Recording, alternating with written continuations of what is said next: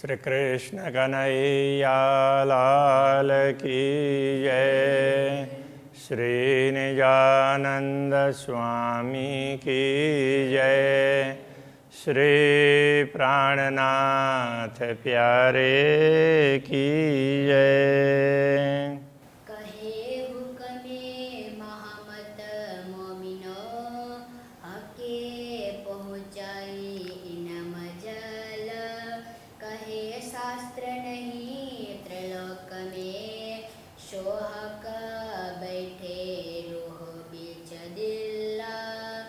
सोहक बैठे रूहों बीच दिल। श्री कृष्ण कन्हैया लाल की। ये प्रकरण आत्म फरामुश से जागे का प्रकरण इस हेडिंग के साथ में है। फरामुश कहते हैं जिस चीज़ को भूला हुआ हो ना, जैसे कोई चीज़ हमें याद थी तो वो बिल्कुल भूल गए और निकल गई स्मृति में से। तो अब किसी तरीके से वो दिमाग चलता रहेगा तो भी वो याद आ जाएगा, कोई याद करवाएगा तो भी याद आ जाएगा। तो ऐसा होता है, वो विस्मृति, उसको फरामुश कहते हैं। तालव्य शकार होता है। तो ब्रह्मात्माओं के लिए समझा रहे हैं कि ब्रह्मात्माओं की भी यही स्थिति बनी है। पूर्ण ब्रह्म परमात्मा के चरणों में बैठी हुई है, किंतु उनको सब कुछ याद नहीं है। तो दृष्टि दुनिया में पड़ी तो जहाँ बैठे हैं सामने अक्षरातीत बैठे हैं, कुछ भी याद नहीं है। तो दुनिया में दृष्टि पड़ी, एक प्रकार से वो स्वप्न जैसा दिखाई दिया, तो वो सपना कोई सच्चा मान करके बैठी हुई है। तो ऐसे में से कैसे जागृत होना है, तो वो बात यहाँ पर समझा रहे हैं, उसको जागृत करना है। तो ऐसा आवत दिल हुक्म यूँ इसके आत्मा खड़ी होए। तो पूर्ण ब्रह्म परमात्मा के आदेश से दिल में ऐसा भाव उत्पन्न होता है कि यदि प्रेम प्रकट होगा तो आत्मा खड़ी हो जाएगी। तो सचमुच खड़ी होगी। जब हक सूरत दिल में चुभे तब रूह जागी देखो सोए।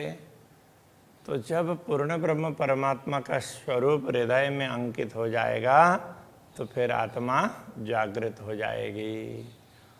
तो ये बहुत आवश्यक है, पूर्ण ब्रह्म परमात्मा के स्वरूप को हृदय में अंकित करना। इसलिए स्वरूप को जानना, पहले जान लें, सुन लें, और उसके बाद में तो कल्पना करके भी हृदय में अंकित करने का प्रयत्न करेंगे तो आत्मा जागृत हो सकती है। हक सूरत वस्त्र भूषण बीच बकार सके, तिन को निर्णय न जुआ क्यों कर कहवे। ध्यान इसलिए कहा गया कि ध्यान के माध्यम से कि यदि हम पूर्ण ब्रह्म परमात्मा के स्वरूप को हृदय में अंकित कर पाएंगे तो आत्मा जागृत होने में बहुत सरल रहेगा। इसलिए ध्यान हमें ऐसा करना चाहिए। तो सतगुरु श्री देवचंद्र जी महाराज भी सदैव करते थे, श्री प्राणनाथ जी भी करते थे, परवर्ती अनेक महापुरुष भी करते थे।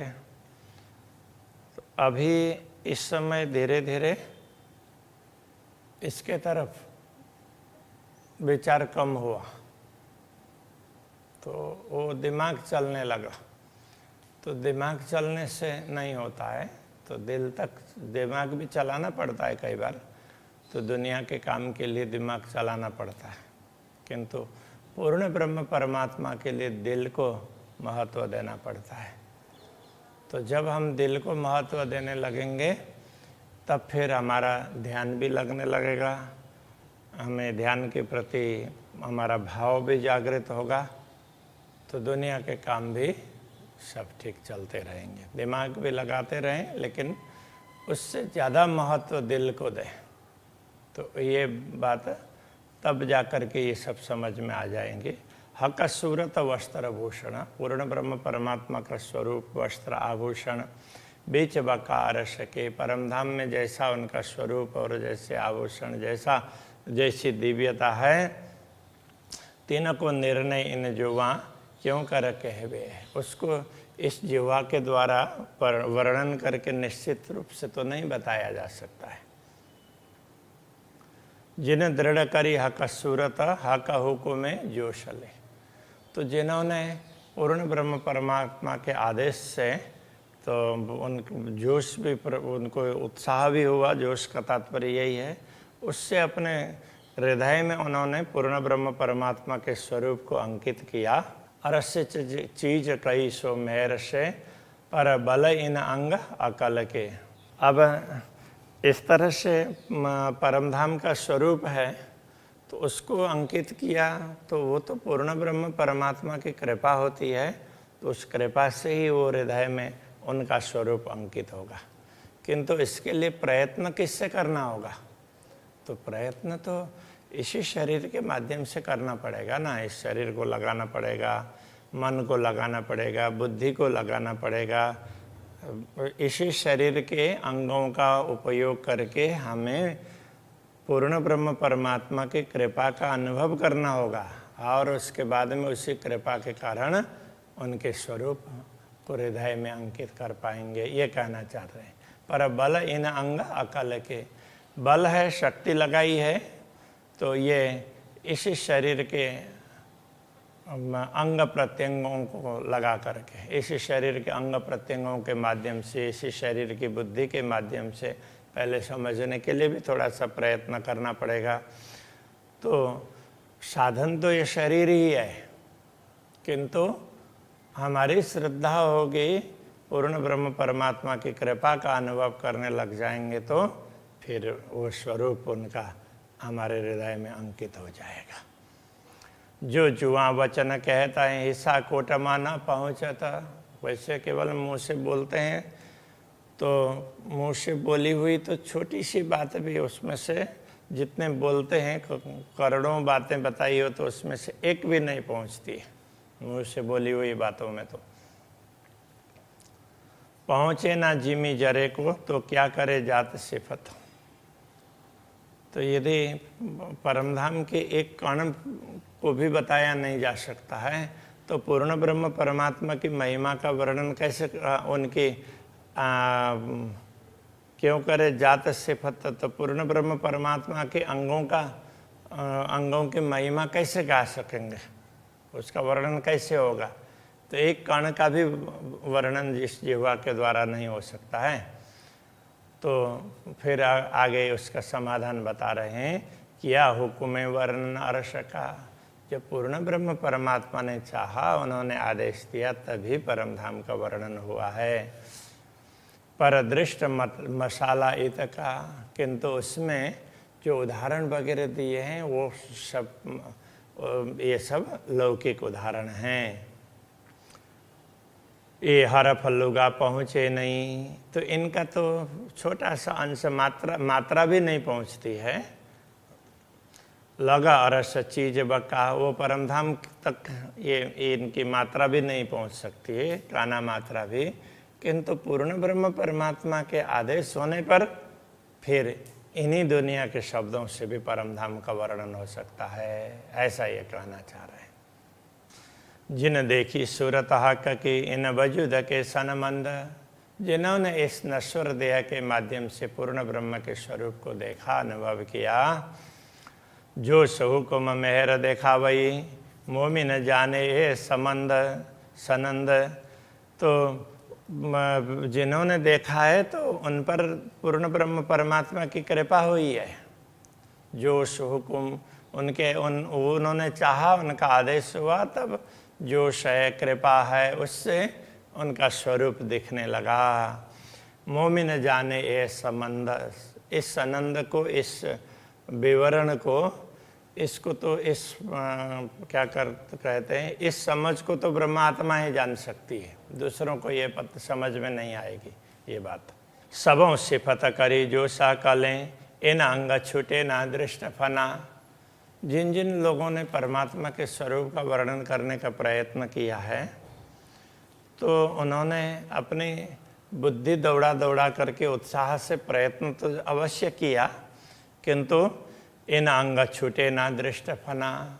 तो उनसे ये फना मतलब नश्वरता छुटी नहीं, वो नश्वरता को छोड़ करके आगे नहीं पहुंच पाए। कोई बल करो हक हुक्म पर अरस में क्यों पहुँचे सुपना।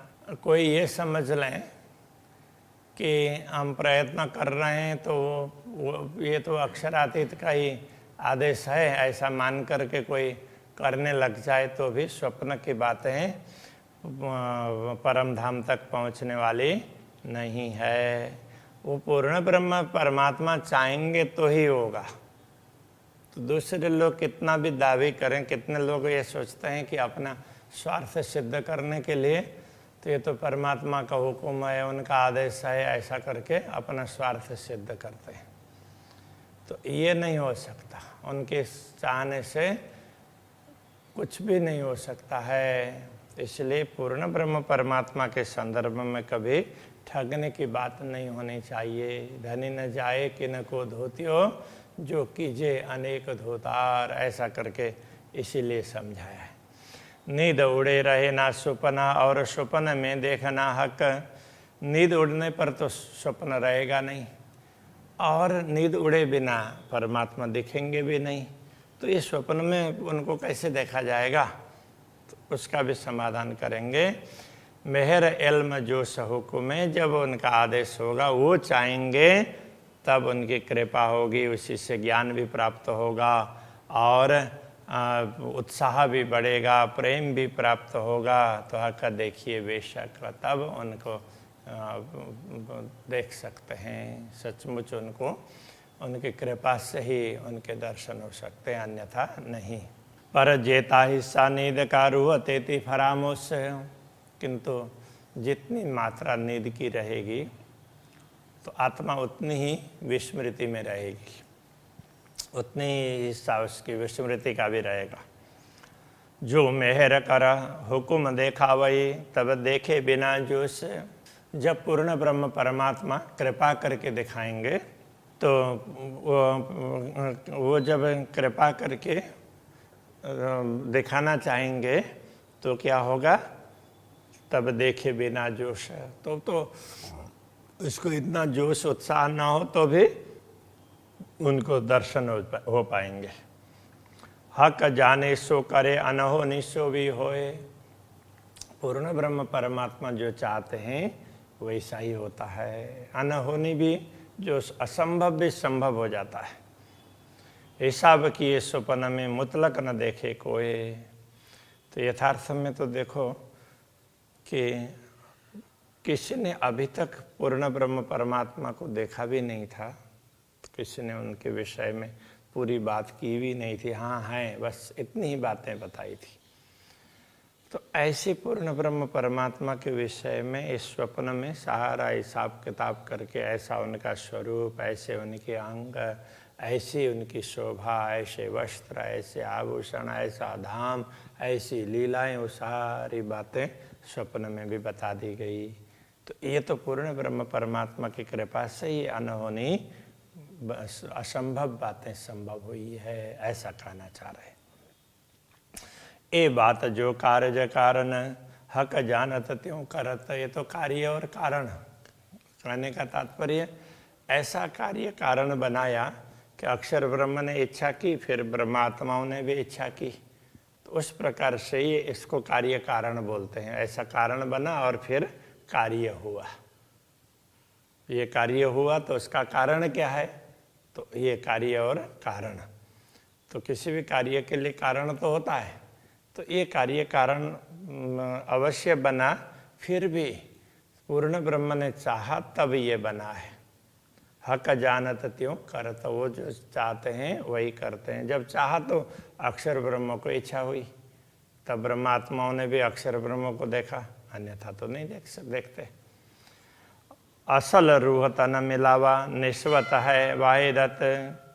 ब्रह्मात्माओं का अपना मूल शरीर तो पूर्ण ब्रह्म परमात्मा के समक्ष ही है, और पूर्ण ब्रह्म के साथ में उनका संबंध हो तो अद्वैत संबंध है, कभी इधर उधर मिटने वाला है ही नहीं। इसलिए उनको तो ख्याल होगा ही ना, और पूर्ण ब्रह्म उनको तो कराएंगे ही ना। तो उनके लिए असंभव बात भी संभव कर दिया है, ये कहना चाह रहे हैं। ये हक बातन की बारी किया सो हक के दिलावत, ये जो पूर्ण ब्रह्म परमात्मा के हृदय की सूक्ष्म बातें हैं उनके हृदय में प्रकट होती है। ना सीखे सिखाए ना सोबते हक मेहर पावत, सीखने से सिखाने से अथवा किसी संगत करने से ये बातें प्राप्त होने वाली नहीं है। दुनिया की चीज़ें बहुत प्राप्त होगी, अच्छी चीज़ें प्राप्त होगी सीखने सिखाने से अथवा संगत करने से, किंतु ये पूर्ण ब्रह्म परमात्मा की बातें हैं तो उनकी कृपा से ही हो सकती है। हक मेहरे पावत हो तो उनकी कृपा से प्राप्त होगी। अपने रूहों वास्ते कई कोट काम किए, तो पूर्ण ब्रह्म परमात्मा ने तो अपने आत्माओं के लिए ऐसे अनेक काम किए हैं, करोड़ों काम किए हैं। ये जाने अरवारस की, ये तो सब बातें पूर्ण ब्रह्म परमात्मा की अंगनाएं परमात्मा ही जान सकती है। जिन नाम निशान लिए उनको ही ये नाम निशान वही समझ पाती है, दूसरों को समझ में ही नहीं आएगा। शास्त्र वही है, तो ब्रह्मात्मा होंगी तो उसमें से पूर्ण ब्रह्म की बातें उनको दिखाई देगी, दूसरों को नहीं दिखाई देगी। ये जो अर्श बारी किया अर्श शहुरे रूह जानत, परमधाम की सूक्ष्म बातें हैं, गूढ़ बातें हैं, तो ब्रह्मात्माएं विवेक से प्राप्त करती, वो भी परमधाम का ज्ञान विवेक उनको प्राप्त हुआ है, उसी से वो समझती है। जिन पट खोलिया सो न जान ही बिना हक सिफत, जब पूर्ण ब्रह्म परमात्मा जब तक नहीं चाहते हैं तब तक जिनकी दृष्टि खुल भी गई हो तो भी उनको ये दिखने वाला नहीं है। ये सब परमात्मा चाहते हैं तभी होगा, बाकी आत्मा जागृत होगी तो उसको कैसे रहना चाहिए, कैसे राज्य का स्मरण करना चाहिए, वो सब पता चलेगा। आत्मा जागृत होगी तो दुनिया में का रान संसाब होगा, किंतु पूर्ण ब्रह्म परमात्मा के दर्शन है वो तो वो चाहेंगे तभी हो सकता है। इसलिए आत्मा हर कोई जागृत हो सकती है, ब्रह्मात्मा कोई भी जागृत हो सकती है, किंतु दर्शन कोई कोई ही कर पाती है। ये बात समझना बहुत आवश्यक है। जिन जो देखा जागते सो देखे माए सुपन्न, क्योंकि जिन आत्माओं ने तो परमधाम में हमेशा जो कुछ देखा है तो वो स्वप्न में भी तो देख पाएगी। तो ये स्वप्न देख रही है तो वही स्वप्न में भी तो उस स्वरूप को देख सकेगी। कानो सुनिया सो भी देखता या के साथ तो हक ई जन, तो जिन्होंने ये दुनिया में माया मोह में बोलने के बाद में कान से सुन भी लिया कि अरे तुम तो परमधाम के हो, तो उसको ये कान से सुनने पर भी तो जागृति आ सकती है उसमें। या के साथ तो हक ई जन, क्योंकि ब्रह्मात्मा के साथ में पूर्ण ब्रह्म परमात्मा का आदेश रहता है, इसलिए ब्रह्मात्मा समझ सकती है। बाकी दूसरे जीव हैं वो जागृत होकर के माया मोह से अलिप्त होकर के रह सकते हैं दुनिया में, और जब शरीर छोड़ेंगे तो फिर वो अखंड में पहुंचेंगे। किंतु पूर्ण ब्रह्म परमात्मा के स्वरूप के दर्शन है वो तो ब्रह्मात्माओं को आसानी से होंगे, और उनको जब पूर्ण ब्रह्म चाहेंगे कि चलो इनको भी दर्शन करवा दें तो वो दर्शन करवा सकते हैं। रखे वजूद को हुक्म जेते दिन रख्या चाहे, तो ब्रह्मात्माओं के शरीर को जब तक पूर्ण ब्रह्म चाहते हैं तब तक उनका आदेश दुनिया में टिका कर रखेगा। रोह खेल दिखावने कई विध जुगत बनाए, तो ब्रह्मात्माओं को खेल दिखाने के लिए ही अक्षराते धामधनी ने ऐसी अनेक प्रकार की युक्तियां बनाई है, तो उनको अलग प्रकार का शरीर दिया, और वो भी विशेष प्रकार की आत्माओं ने धारण किया हुआ शरीर दिया, जिन्होंने तपस्या की है हजारों वर्षों तक शरीर, और उन्होंने अंतःकरण को पवित्र किया है, तो इस प्रकार के शरीर को दिया है। तो ये सब पूर्ण ब्रह्म परमात्मा की कृपा है। आत्म तो फरामोश में भई आड़ी नींद हुक्म, तो ये आत्मा तो विस्मृति में है, ब्रह्म में है, और तो उसके लिए नींद अज्ञान, ये व्यवधान अज्ञान रूपी नींद है, ये व्यवधान रूप बनी हुई है। वो भी क्यों? पूर्ण ब्रह्म ने चाहा तब, तो चलो इनको एक बार भुला देते हैं और फिर याद दिलाएंगे। इस तरह से उन्होंने चाहा, इसलिए ऐसा हुआ है। सो फिर खड़ी तब हो गई जब दिल याद आवे कसम, तो वो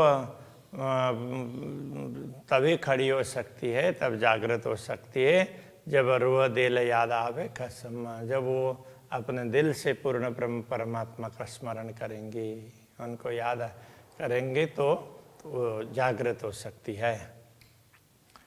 सो साख मोमिन यही देव ही यूं बूझ में भी आवत, इस प्रकार की साक्षियाँ वो ब्रह्मात्मा दे सकती है और उनकी समझ में भी आएगी। और शास्त्रों में जो साक्षी दिया है, जितनी भी साक्षियाँ दी है, वो ब्रह्मात्मा ही समझ पाती है इस प्रकार की साक्षियाँ। और वो उस साक्षी को समझ सकते कि उनको ही ये बात समझ में आएगी।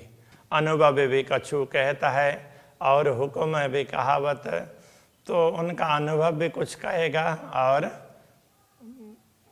पूर्ण ब्रह्म का आदेश है वो कहलाएगा। जो कुछ भी अलग अलग उदाहरण लेना है, किस शास्त्र से, कहाँ से, ये सारा जो भी उदाहरण लेना करना, वो सब पूर्ण ब्रह्म परमात्मा चाहेंगे उसके माध्यम से होगा।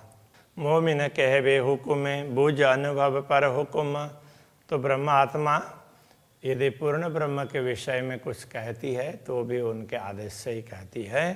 बूझ अनुभव पर हुक्म, तो उनको बूझ का तात्पर्य तो उनको ज्ञान होना, समझ होना, अनुभव होना, वो भी पूर्ण ब्रह्म परमात्मा के आदेश पर निर्भर है। हक हुकुमे सो भी हुकुमे, हाँ हुकुम कहवे सो भी हुकुमे, तो पूर्ण ब्रह्म परमात्मा चाहेंगे तो ही तो वो ब्रह्मात्मा को आदेश देंगे। तो आदेश से ब्रह्मात्मा कहेंगी तो वो भी पूर्ण ब्रह्म की चाहना पर ही होगा। कछु न बिना हुकुम कसम, तो उनके आदेश के बिना तो कुछ भी नहीं है, वो चाहेंगे तो ही होगा। रूह तेती जागी जानियो जेता दिल में चुभे हक अंग, तो आत्मा उतनी ही जागृत है ऐसा समझना जितने उसके हृदय में पूर्ण ब्रह्म परमात्मा के स्वरूप अंकित हो जाते हैं। जितने अंग उसको देखने लगेंगे, हृदय में अंकित होंगे, उतने वो जागृत होगी। जो अंग हृदय न आइया रूह के तेती फरामोशी संग, के अक्षरातीत धामधनी के जो अंग उसको दिखाई नहीं देंगे तो उतने परमात्मा की विस्मृति है, उतने वो फरामोशी में है, वो भूल में है। तो वो जैसे जैसे समझ में आएगी, जैसे जैसे उसके दिल में वो अंग अंकित हो जाएंगे, वैसे वैसे तो उनकी आत्मा जागृत होती होती जाएगी। श्री कृष्ण कन्हैया लाल की जय।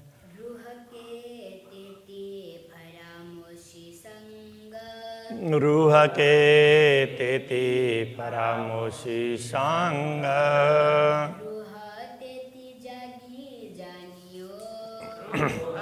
ते जागे जानियो जेता दिल में चुभे हक अंग, जेता दिल में चुभे हक अंग, जो अंग हृदय न आया।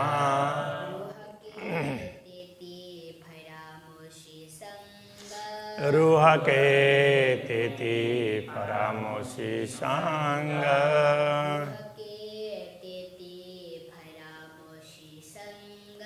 रूह के तेती परामोशी संग।